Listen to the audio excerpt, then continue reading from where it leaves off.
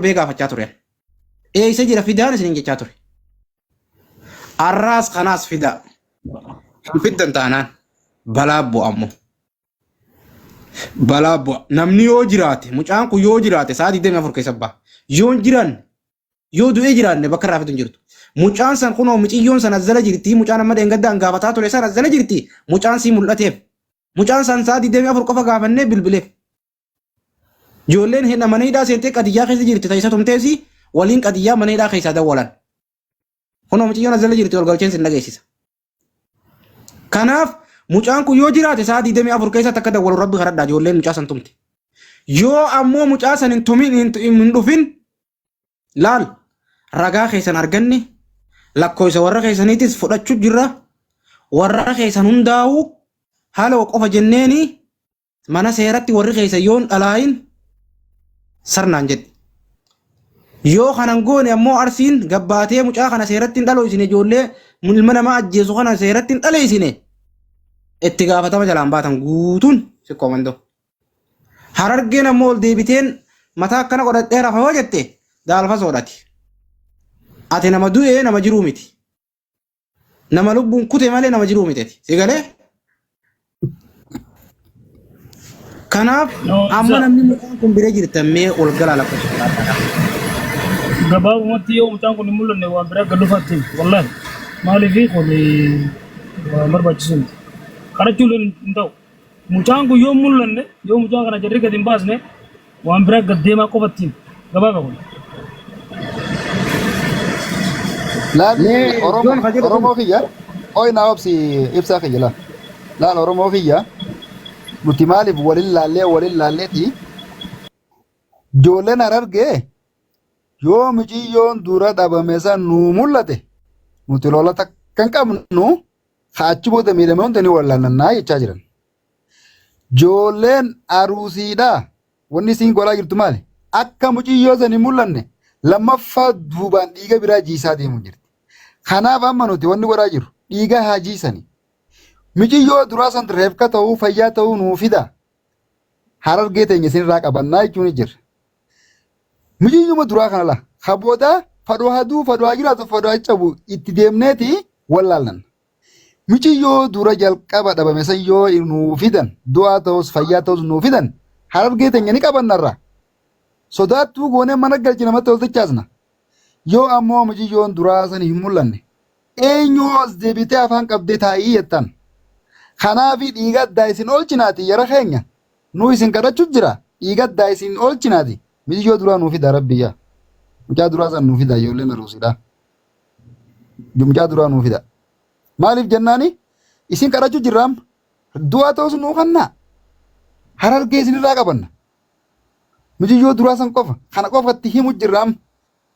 Waan biraa takka ilaali achiifichi yennee naasoo innu gaafii gaafachuu jirraam. Muciyyuma duraa san nuu fidaa Harargee isinirraa qabanna jira keenya.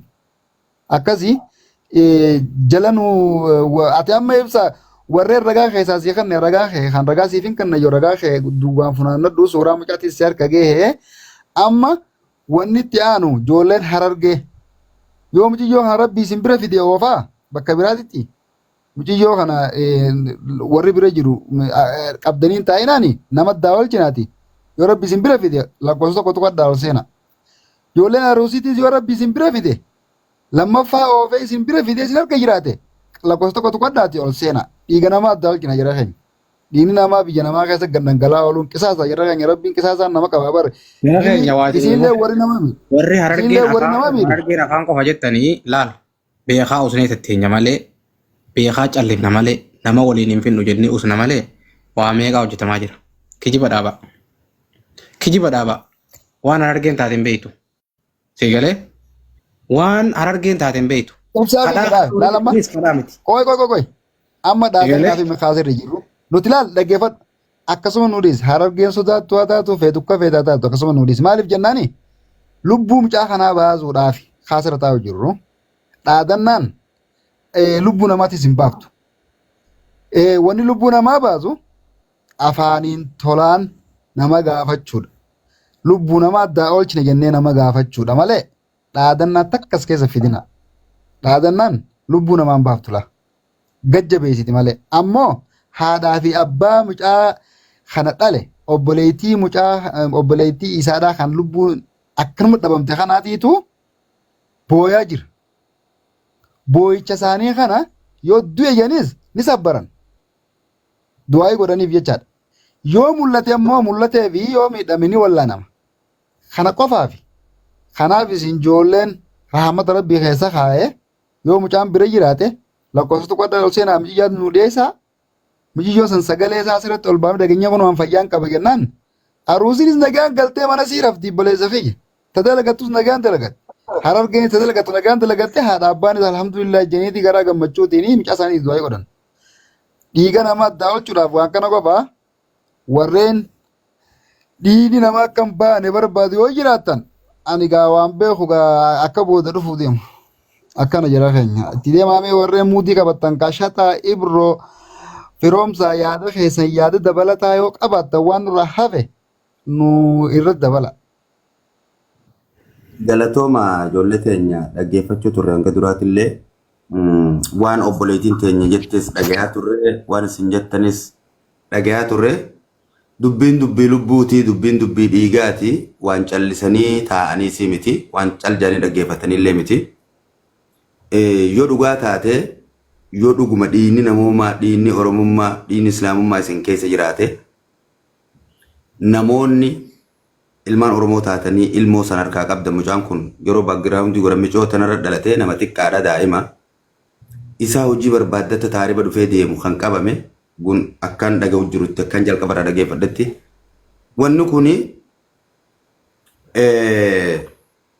waan nama raffisuuf miti waan nama cibsuuf miti maatiin dhaltees nutis akka nama obboleeyyan qabu akka nama ilmoo qabu akka nama dhiiga tokkootitti waan hedduu namatti dhaga'amu garuu kadaa'ima sammiidhus ilmuma oromooti haa ta'u immoo daa'imni sun akkuma obboleettiin teenya jette jiraasaa mul'atu mucaan yoo du'e immoo du'eesaa arku za'aa 24 keessatti bakka tan ammaas irra diddibaa fi wal kadhachuun haa dhaabbatu dhugaan isin hima yoo gartee ka mucaan kun as hin baane taate waan dila takkaabbata garuu akka wanni dilli kun hin banneef karaa nagayaatiin namuu dubbachaa jira ammallee karaa nagayaatiin dubbachuu jira karaa nagayaa kun yoo dhabame immoo ammallee tarkaanfiin itti aanu waan biraata kan miidhamu ammallee miskiinnan biraati sigalee warra nama miidhusan qofa osoo hin taane miskiinnan biraatu maqaa kanaan miidhama mucaan kun lafa jiru nama 600 fi waatu as jala jira namni 600 kun mucaa kana goda inni jiru namni quba qabdan namni itti dhihaatan warra ijoollee qabe sanillee taatu warri ijoollee qabe kaas jala jiru sin dhabamu amma kan dhageeffachaa jiru sagalee teenya tan mucaa san fida du'aasaa jiraatu du'aasaa nu garsiisa namni san bira jiru walii sheer godha namni beeytanillee takkaa keessaan nu qunnamaa jaallu ibsaa qunnamaa mucaan san akka dhiyaatu godha warra kaamantii ani komantii ilaalaa hin jiru dhiifama mucaan san akka asir jala dhiyaatu namni ijoollee san harkaa qabu namni rasaa isaanii isaa jiru hin jiru dhufanii daa'ima san ni jira nutti argisiisu yoo san hin taane immoo du'aa isaa nu garsiisu kun gabaabaadha. Kana achi immoo namni boruus dhagaye daa'ima kana miidhe kun boruus iftaanis ni mul'ata maatii qaba asii miti biyyatti seera jalaan bahu asii miti biyyatti wanuma baraa keessatti shiftaadhaa maali jaanii miti biyya keessatti illee seera jalaan bahu namni nama ajjeese. Namni diini namaatti galee nagaan jiraatu hin jiru beekaa dhiiga namaa dhimee kanaafuu sheerii godhaa namoonni jirtan kun hundinuu sheerii godhaa namoota san yoo beeytan barbaadaati as jala nu dhiyeessaa kan maan isin jaa galatooma. Hayyee namni biraa kan yaada qabdan namni biraa yaada. namni na dura jiru islaan jiraas itti fufu nama seene garuu yoo talaan hin jiraanne itti fufi rakkoon qabu. Akkam nagaa jirtani? Nagaa. Ani yaalibsaan immoo attiin akkuma reefu jedhe dhaggeeffataa ture. kagaras illee miidhamullee fidaas jedhaanii kan asii miidhamillee fidaachuu jira yoo fiddanii asii baasan nageenyi ni bu'a jedhee jecha san ni deeggara wayita keessa miidhamus fidaa jedhaanii wayita kiyyallee miidhamu fidaa jedhaa yoo kana diddan immoo isintu beekaa jedhee suni san hin deeggara amma immoo yaada biroo sanarra waa jedhu barbaada ilmi namaa tokkoffaa bara kana bara salphinaati Oromoon mucaa xiqqaa kana osoo hin ta'in Oromoon Oromoo ajjeesuu fi Oromoon balleessuun Salaamu alaikum naatu bata balle sahibi roshata. ni fitadhaa eegalee qaba. Koi ya sidura jira koi. Eenyuun Salaamu alaikum. Naa obsati muutii qabadhu. eenyutu naatu bata jedhu. La ilmoon teenya tun jiraattu jiruu nu garsiisu duutu du'aa nu garsiisu akkasi sabbarra. Yoo sun hin jiraanne immoo miidhaa biraan irratti uumamuu deemaati. Jiraattu jiruu nu garsiisu nama dhibba ajaajirtan kun duutu du'aa nu garsiisu waa lama callaa hangarumaan dubbata dila dheeressu hin deemu. Ayee galatamu. Ayyee gadaatti deemu. Ani Gadaa namni miidiyaatti waan argachu Dhagayeessanii mi? Ni dhageenya. gadaaf dhiisa amma gadaam naa An dubbatu. bakka irraa dubbatu harkaan jiru nama kana. Ticinaa jira. Eenyu? Cinaqsan. Mee eenyu haa dubbachaa jiru? Ani argu bar. Nan dhagayeessanii? Gadaa gadaan kun haa dubbatu carraa kannaaf. Gadaa malee namni biraa kan dubbataa jiru kun eenyu? Nageenyaan kabiraan argoon cinaqsani kan. Cinaasanii miti cinaasanii malee namni biraa dubbataa jira. Boo dubbadhu mee? Gadaatti deem mee muutiin qabadha. Gadaatti deem. Ati muutii qabaddu cinaqsanii. keessa badde na fakkaate keessaa hin dubbatanis arguutti hin jiru maqaa isaa. Anyway wanni jedhuu barbaanne tokko namni wal lole afaan gaarii waliin hin dubbatu dhugaadha namni garii lola keessa jirtanii akka lola walitti haasoo hin dandeessan. Nu akka nama tokkotti akka nama isinirraa fagoo jirutti wanni amma arginu kun fokkataadha. Tokkollee ka argitee qulqullummaa qaba jennu hin jiru. Ilmi namaa du'uun nam hundaarraayyuu garaa nama nyaata. Lubbuun namaa argitee rabbiin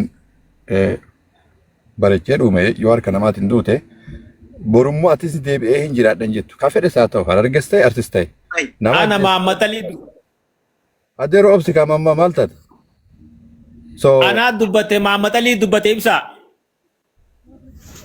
Namni kun ibsaanii torkiin qabu ture dhagaa isa kana buusi haadhatti haadhee bu'u. Gadaatti deem ani torkiin qabu namni suni. So namni hundi bakka feene hoo jiraanne nus biyya nagaa jiraanne teennee ilaaluun namatti dhagama tokkoffaa amma dubartiin hagam akka obsa qabduuf haga obsa hin qabne namni hundi ni beeka. Otun amma obboleetti gurbaati obsa godhattee simbira taa'aa jirti. Maaliif obsa godhatti? Yoo jiraate haga jiraatu arguu barbaaddi. Yoo du'es du'a isaa arguu barbaaddi. Dubartiin obsa godhattee akkanatti teessee nama dhageeffachuun namni hundi obboleetti qaba. Yoo jiraate akkuma reefu isin jedhanii fida nagaa buusa. San ta'uu baatu durillee namni walitti isin hin arganne wanni isin dalaydan waan ilmi namaa hin dalayne dalagaa jirtanii Oromoon bara kana takka lama jechuu hin danda'amu abbama feete. Ka gandallee adabsiiftu ka sheekallee adabsiiftu ka ofillee adabsiiftu ka of najiseessitullee kun aadaa Oromooti jechuma jirra amma. Watakka aadaa Oromoo bareeda himnu duraan himnu san hin qabnu. Kabajaa Oromoo duraan himnu san hin qabnu. Har'a kabajaa walirraa fuunee irraa wal balleessinee jirra wal salphifnee jirra. Yoo rabbii si uume sodaate haadha argitee biyya keessatti hin dalaisiisa haati yarra rakkina irraa baasa jedhee miskiina biyyaa bahe yoo ati kanatti akkana gootu namni taa'ee silaan namni biyya faranjii jiru kunillee ilmaan ofii of jala kaa'atee warra ofii biyyaa baafatee miskiina biyya keessa jiru sanii dantaan qabu namni sii dubbatu hin jiru yoo akkuma rabbiin sheeyxaanni walitti isin kaase tooybattanii nagaa rabbii buustanii deebitanii akka ilmaan abbaa takka hojii nyaachuu dandeessan taate rakkinni kun haa dhaabbatu fidaati. Oromoon duruu wal fitti malee waliin balleessitu. Wal lolti malee waliin miitu. Wanni kuni dogoggoraa deebi'aatii nagaa buufadha. Isinuma akkamatti isinitti himna. Nama guddaa gabbayee isinii dubbatu hin laalina. Dhugama isinitti hima. Ijoollee biyya Arabaa yan gizee tokko irratti deemu akkana gizee mallaqa isinirraa guuran beektoota isinii. Gizee qeesii masgida ittiin ijaarratan, polotikaa ittiin waa hojjetan aftaa midha isin. Gaafa isin wal fixan garuu namni isin tuffata. Hayyuun Oromoo tokko gabbayee isiniin dubbatu. Ofumaa hayyuu walii taa'aatii nagaa buufadha. Tokkummaa keessanillee ofumaa jabeeffadha. Kabajaa keessanillee ofumaa ofii godhadha. Kuni kaa'oo jedhu immoo ganda kana jedhu. Bakka dhuftan hunda isin keessa wal beektan. Nagaa buusatti ilma namaa deebisaatii jiraadha. Yoo san ta'uu baate kan amma xiqqaa daa'ima lafaa ol deemu ajjeessan kan osoo hin taate sheekota osoo imaama masgida dhaabbatee wajji salaatu wal waraanuu deemu. Sharrii manguddoon duraan gara baadhattee deemtu ijoollee daa'iman irratti gadhoo jecha. Kanatu wal fichisiise. Kana manguddoon gabbaatee si dubbatus hin jiru. Manguddoo dharaattu jira. sheekota dhugaa kan haqaattu hin jirre kan araattu jira ka gidee sadaqaa godhatu bichaa tokkummaa labsu ka gidee waa fudhatu bichaa oromummaa walitti fidu oromummaa jabeessu bichatu jira kan dhugaan gidee ilmi namaa jigu hin